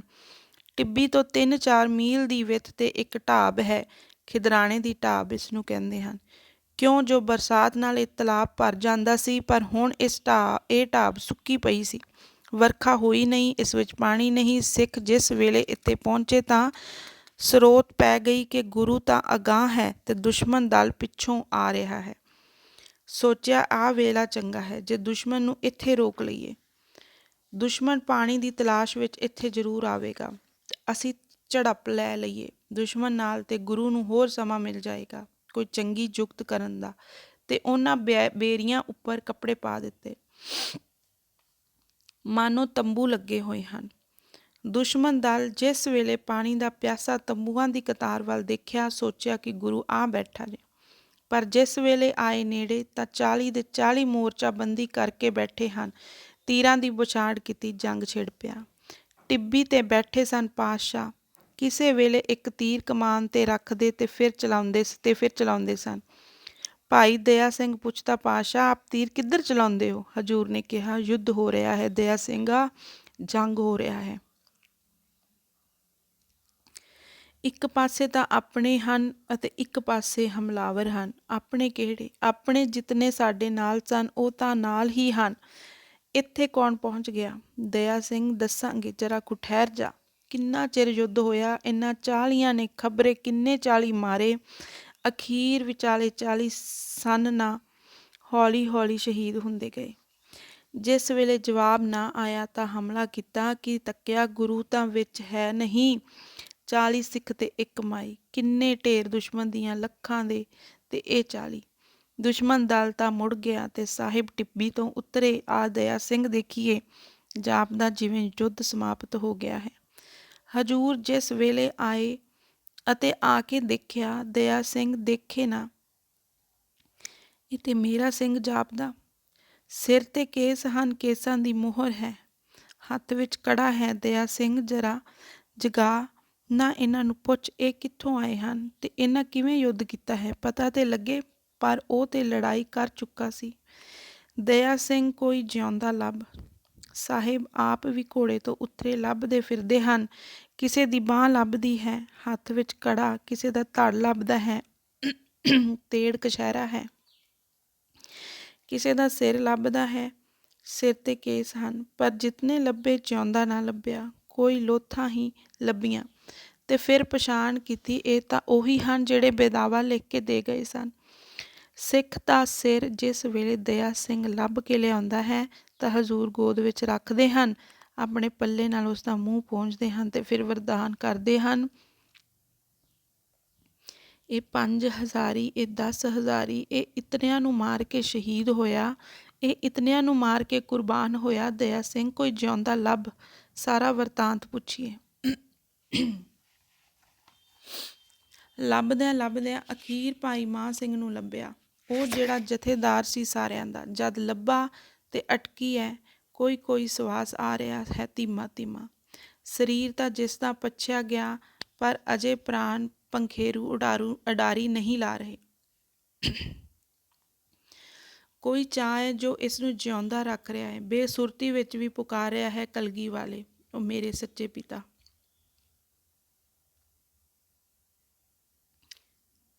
ਅਸੀਂ ਤੈਨੂੰ ਬੇਦਾਵਾ ਲਿਖ ਕੇ ਦੇ ਗਏ, ਹੁਣ ਤੇਰੇ ਕੋਲ ਵੀ ਨਹੀਂ ਪਹੁੰਚ ਸਕੇ, ਰਸਤੇ ਵਿੱਚ ਹੀ ਸ਼ਹੀਦੀਆਂ ਪਾ ਗਏ। ਪਰ ਪਿਤਾ ਤੂੰ ਸਾਨੂੰ ਬਖਸ਼ ਲੈ। ਅਰਦਾਸੇ ਕਰਦੇ ਪਏ ਫਰਕ ਰਹੇ ਸਨ, ਪਰ ਸੁਰਤ ਨਹੀਂ ਸੀ। ਜਿਸ ਵੇਲੇ ਦਇਆ ਸਿੰਘ ਨੇ ਲੱਭਿਆ ਤੇ ਬੇਨਤੀ ਕੀਤੀ, ਮਹਾਰਾਜ ਇੱਕ ਜਿਉਂਦਾ ਸਿੱਖ ਮਿਲ ਗਿਆ ਹੈ ਜਿਸ ਦੇ ਸਵਾਸ ਚੱਲ ਰਹੇ ਹਨ ਪਰ ਬੇਹੋਸ਼ ਹੈ। ਹਜ਼ੂਰ ਉੱਥੇ ਹੀ ਟਿਕ ਗਏ, ਉੱਥੇ ਹੀ ਬੈਠ ਗਏ। ਸਿਰ ਮਾਂ ਸਿੰਘ ਦਾ ਗੋਦ ਵਿੱਚ ਰੱਖ ਲਿਆ, ਪੱਲੇ ਨਾਲ ਜਿਸ ਵੇਲੇ ਉਸ ਦਾ ਮੂੰਹ ਪੂੰਝਿਆ ਤੇ ਫਿਰ ਉਸ ਦਾ ਸੋਹਣਾ ਮੱਥਾ ਚੁੰਮ ਵੀ ਲਿਆ। ਉਹ ਬੇਦਾਵਾ ਲਿਖਣ ਵਾਲਿਆਂ ਨੂੰ ਭਾਵੇਂ ਲਿਖ ਦੇ ਮੈਂ ਤੇਰਾ ਸਿੱਖ ਨਹੀਂ, ਪਰ ਮੈਂ ਤਾਂ ਨਹੀਂ ਲਿਖ ਦਿੱਤਾ ਕਿ ਮੈਂ ਤੇਰਾ ਗੁਰੂ ਵੀ ਕੋਈ ਨਹੀਂ। ਅਜੇ ਇੱਕ ਪਾਸਿਓਂ ਟੁੱਟੀ ਸੀ, ਦੋ ਪਾਸਿਓਂ ਨਹੀਂ ਟੁੱਟੀ। ਤੁਸੀਂ ਤੋੜ ਗਏ, ਮੈਂ ਅਜੇ ਵੀ ਜੋੜੀ ਬੈਠਾ। ਪਾਣੀ ਲਿਆ ਬਈ ਦੇ ਛਿੱਟਾ ਸੁਰਤ ਵਿੱਚ ਆਵੇ, ਹਾਲ ਪੁੱਛੀਏ। ਜਿਸ ਵੇਲੇ ਪਾਣੀ ਲਿਆਂਦਾ, ਛਿੱਟਾ ਦਿੱਤਾ, ਨੇਤਰ ਖੋਲ੍ਹੇ ਤਾਂ ਕੀ ਤੱਕਿਆ, ਗੁਰੂ ਦੀ ਗੋਦ ਵਿੱਚ ਸਿਰ ਹੈ ਕਲਗੀਧਰ ਪਾਤਸ਼ਾਹ। ਮੇਰੇ ਤੇ ਝੁਕੇ ਹੋਏ ਹਨ। ਸੋਚਦਾ ਕਿਤੇ ਸੁਪਨਾ ਤੇ ਨਹੀਂ। ਸਾਹਿਬ ਨੇ ਆਖਿਆ, ਨਹੀਂ ਬੇਟਾ, ਪ੍ਰਤੱਖ ਹੈ।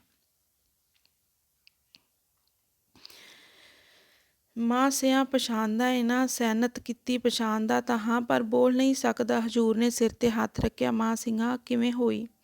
ਮਾਂ ਸਿੰਘ ਨੇ ਸਾਰੀ ਗੱਲ ਦੱਸੀ। ਹੁਣ ਤਾਂ ਸੁਰਤ ਆ ਗਈ ਸੀ। ਸਾਰੀ ਗੱਲ ਦੱਸੀ। ਮਹਾਰਾਜ, ਕਿਸੇ ਨਹੀਂ ਚੱਲਿਆ, ਬੇਮੁਖਾਂ ਨੂੰ ਕਿਸੇ ਨਹੀਂ ਚੱਲਿਆ। ਸਾਨੂੰ ਪ੍ਰਤੀਤ ਹੋ ਗਿਆ ਸੀ ਅਸੀਂ ਜਿੱਥੇ ਪੈਰ ਧਰ ਕੇ ਧਰਤੀ ਤੇ ਲੰਘਦੇ ਹਾਂ ਉਹ ਥਾਂ ਸੜ ਜਾਂਦੀ ਹੈ ਅਤੇ ਅਸੀਂ ਬੇਮੁਖ ਹਾਂ। ਕਿਸੇ ਤਰ੍ਹਾਂ ਬਖਸ਼ੇ ਜਾਈਏ। ਇਸੇ ਆਸ ਵਿੱਚ ਮਾਈ ਨਾਲ ਲੈ ਕੇ ਤੁਰੀ ਸੀ, ਪਰ ਤੇਰੇ ਚਰਨਾਂ ਤੱਕ ਨਾ ਪਹੁੰਚ ਸਕੇ। ਮੇਰਾ ਵਾਲਿਆ, ਤੂੰ ਧੰਨ ਹੈ। ਆਪਣਾ ਬਿਰਦ ਪਛਾਣ ਕੇ ਆਪ ਆਦਰਸ਼ਨ ਦਿੱਤੇ ਆ। ਮੈਂ ਤਾਂ ਇਹੀ ਬੇਨਤੀਆਂ ਕਰ ਰਿਹਾ ਸਾਂ ਕਿ ਕਿਸੇ ਤਰ੍ਹਾਂ ਇੱਕ ਝਾਤੀ ਪਾ ਲਵੇ ਤਾਂ ਚਰਨ ਫੜ ਕੇ ਗੁਨਾਹ ਬਖਸ਼ਾ ਲਵਾਂ।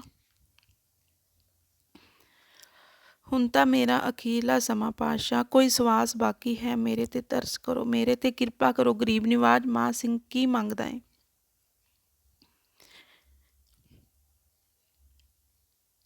ਗਰੀਬ ਨਿਵਾਜ ਸਭ ਤੋਂ ਪਹਿਲਾਂ ਤਾਂ ਇਹ ਮੰਗਦਾ ਕਿ ਟੁੱਟੀ ਗੰਢ ਦੋ।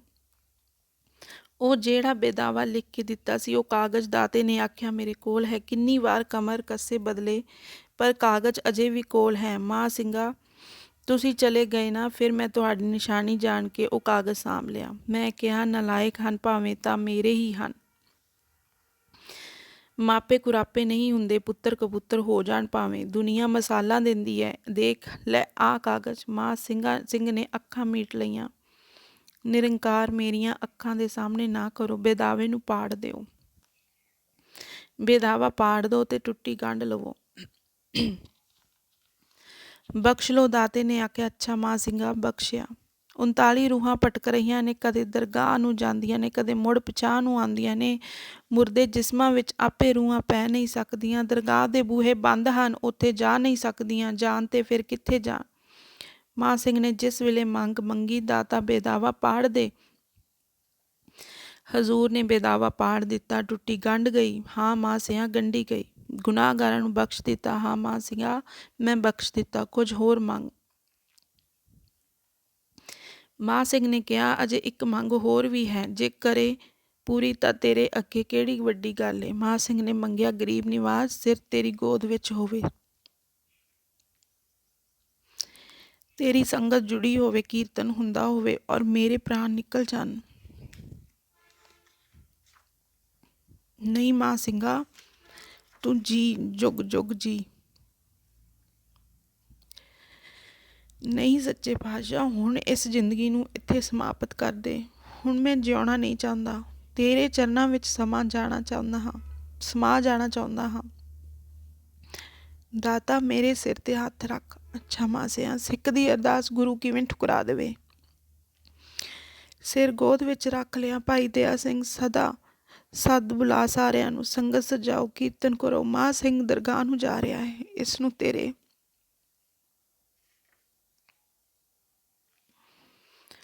ਇਸਨੂੰ ਤੋਰੋ ਝੋਲੀਆਂ ਭਰ ਕੇ। ਕੀਰਤਨ ਹੋਇਆ। ਧੁਨ ਲੱਗੀ। ਸਿਰ ਗੋਦ ਵਿੱਚ ਹੈ ਸੱਚੇ ਪਿਤਾ ਦੀ। ਸਾਹਿਬ ਨੇ ਹੱਥ ਰੱਖਿਆ। ਲੈ ਮਾਂ ਸਿਆਂ, ਜਾ ਦਰਗਾਹ ਨੂੰ। ਮਾਂ ਸਿੰਘਾ, ਮੈਂ ਬੂਹੇ ਖੋਲ ਦਿੱਤੇ। ਸੋ ਇਹ ਮਾਂ ਸਿੰਘ ਦੀ ਆਤਮਾ 39 ਰੂਹਾਂ ਦੇ ਨਾਲ ਜਿਸ ਵੇਲੇ ਜਾ ਮਿਲੀ ਤਾਂ ਉਹਨਾਂ ਅੱਗੋਂ ਰੋ ਰੋ ਕੇ ਆਖਿਆ, ਮਾਂ ਸਿੰਘਾ, ਕਿੱਧਰ ਪਿਆ ਜਾਨਾ ਏ? ਅੱਗੇ ਤਾਂ ਬੂਹੇ ਬੰਦ ਹਨ। ਮਾਂ ਸਿੰਘ ਨੇ ਆਖਿਆ, ਜਿੰਨੇ ਬੰਦ ਕੀਤੇ ਸਨ ਉਹਨੇ ਖੋਲ੍ਹ ਵੀ ਦਿੱਤੇ ਹਨ। ਆਓ ਹੁਣ ਉੱਥੇ ਚੱਲ ਵਸੀਏ। 40 ਮੁਕਤੇ ਦਰਗਾਹ ਨੂੰ ਜਾਂਦੇ ਸੁਨੇਹਾ ਦਿੰਦੇ ਹਨ, ਬਿਨ ਗੁਰਪੂਰੇ ਨਹੀਂ ਉਦਾਰ। ਬਾਬਾ ਨਾਨਕ ਆਖੇ ਇਹ ਵਿਚਾਰ। ਉੱਧਰ 40 ਮੁਕਤੇ ਦਰਗਾਹ ਨੂੰ ਗਏ। ਇੱਧਰ ਹਜ਼ੂਰ ਨੇ ਵਰਦਾਨ ਕੀਤਾ, ਮਾਂ ਸਿੰਘਾ, ਤੇਰੀ ਕਮਾਈ ਦੇ ਸਦਕੇ, ਭਾਵੇਂ ਤੂੰ ਲਿਖਿਆ ਸੀ ਤੂੰ ਮੇਰਾ ਗੁਰੂ ਨਹੀਂ, ਅਸੀਂ ਤੇਰੇ ਸਿੰਘ ਨਹੀਂ, ਪਰ ਆਹ ਜਿਹੜੀ ਤੇਗ ਤੁਸਾਂ ਮਾਰੀ ਹੈ, ਜਿਹੜੀ ਕਾਲ ਤੁਸੀਂ ਘਾਲੀ ਹੈ, ਪਰਤ ਕੇ ਆਏ ਹੋ ਅਤੇ ਮਨਮੁਖ ਹੋ ਕੇ ਜੂਝ ਗਏ ਹੋ। ਮਾਂ ਸਿੰਘ, ਮੈਂ ਪ੍ਰਸੰਨ ਹੋਇਆ। ਲੈ ਵਰਦਾਨ ਦਿੰਦਾ ਹੈ, ਇਹ ਖਿਦਰਾਣੇ ਦੀ ਢਾਬ ਕਦੇ ਸਰੋਵਰ ਬਣੇਗੀ ਅਤੇ ਇਸ ਸਰੋਵਰ ਦਾ ਨਾਂ ਹੋਵੇਗਾ ਮੁਕਤਸਰ। ਇਹ ਮੁਕਤਿਆਂ ਦਾ ਸਰ ਹੈ। ਮਾਂ ਸਿੰਘ, ਅੱਜ ਦੇ ਦਿਹਾੜੇ ਜੋ ਕੋਈ ਤੇਰਾ ਜ਼ਿਕਰ ਸੁਣੇਗਾ ਉਸ ਨੂੰ ਗੁਰੂ ਨਾਨਕ ਸਿਦਕ ਦਾਨ ਦੇਵੇਗਾ। ਅੱਜ ਦੇ ਦਿਹਾੜੇ ਮਾਹ ਸਿੰਘ ਕੋਈ ਉੱਡਦਾ ਪੰਛੀ ਵੀ ਜਿਸ ਦਾ ਅੰਤ ਵੇਲਾ ਆ ਗਿਆ ਹੋਵੇ, ਡਿੱਗ ਪਿਆ, ਪ੍ਰਾਣ ਤਿਆਗ ਗਿਆ, ਤੇਰੀ ਕਮਾਈ ਦੇ ਸਦਕੇ ਉਹ ਵੀ ਬਖਸ਼ਿਆ ਜਾਵੇਗਾ। ਟੁੱਟੀ ਗੰਢੀ ਮੇਰੇ ਪਾਤਸ਼ਾਹ ਨੇ, ਕੋਈ ਵੀ ਬੇਮੁਖ ਹੋਇਆ ਅੱਜ ਦੇ ਦਿਨ ਸ਼ਰਨ ਆ ਗਿਆ ਤਾਂ ਜ਼ਰੂਰ ਬਖਸ਼ਿਆ ਜਾਵੇਗਾ। ਇਸ ਤਰ੍ਹਾਂ ਜਿਹੜਾ ਰਿੱਧੀਆਂ ਸਿੱਧੀਆਂ ਨੂੰ ਵਰਤਣ ਲੱਗ ਪਵੇਗਾ ਉਸ ਨੂੰ ਮੁੱਖ ਤਾਂ ਪ੍ਰਾਪਤ ਹੋਵੇਗਾ ਪਰ ਮੁਕਤੀ ਨਹੀਂ। ਪਰ ਜਿਹੜੇ ਮੁਕਤੀ ਨੂੰ ਵੀ ਪ੍ਰਾਪਤ ਨਹੀਂ ਕਰਨਾ ਚਾਹੁੰਦੇ ਉਹਨਾਂ ਦੀ ਅਵਸਥਾ ਕਿੰਨੀ ਉੱਚੀ ਹੋਵੇਗੀ। ਇਹਨਾਂ ਰਿੱਧੀਆਂ ਸਿੱਧੀਆਂ ਦੀ ਮੈਨੂੰ ਕੋਈ ਲੋੜ ਨਹੀਂ ਪਾਤਸ਼ਾਹ, ਇਹਨਾਂ ਨੂੰ ਆਪਣੇ ਚਰਨਾਂ ਵਿੱਚ ਰੱਖੋ, ਮੈਨੂੰ ਗੁਰੂ ਚਰਨਾਂ ਦੀ ਪ੍ਰੀਤ ਬਖਸ਼ੋ, ਗੁਰੂ ਨਾਨਕ ਸਾਹਿਬ ਦੇ ਦਰਸ਼ਨ ਕਰਾਓ। ਬਾਬਾ ਨੰਦ ਸਿੰਘ ਜੀ ਇਹਨਾਂ ਤੋਂ ਖਹਿੜਾ ਛੁਡਾਉਣ ਲਈ ਬਾਬਾ ਜੀ ਭੁੱਚੋ ਵਾਲਿਆਂ ਦੇ ਟਿੱਲੇ ਉੱਪਰ ਜਾ ਚੜ੍ਹੇ। ਇਸ ਤੋਂ ਅਗਲਾ ਬਿਰਤਾਂਤ ਇਸ ਤੋਂ ਅਗਲੇ ਭਾਗ ਦੇ ਵਿੱਚ ਪੜ੍ਹਾਂਗੇ। ਤਦ ਤੱਕ ਲਈ ਧੰਨਵਾਦ। ਭੁੱਲਾਂ ਚੁੱਕਾਂ ਦੀ ਖਿਮਾ ਬਖਸ਼ਣਾ ਅਤੇ ਕਿਰਪਾ ਕਰਕੇ ਚੈਨਲ ਨੂੰ ਸਬਸਕ੍ਰਾਈਬ ਕਰਨਾ ਅਤੇ ਅੱਗੇ ਵੀ ਸ਼ੇਅਰ ਕਰਨਾ।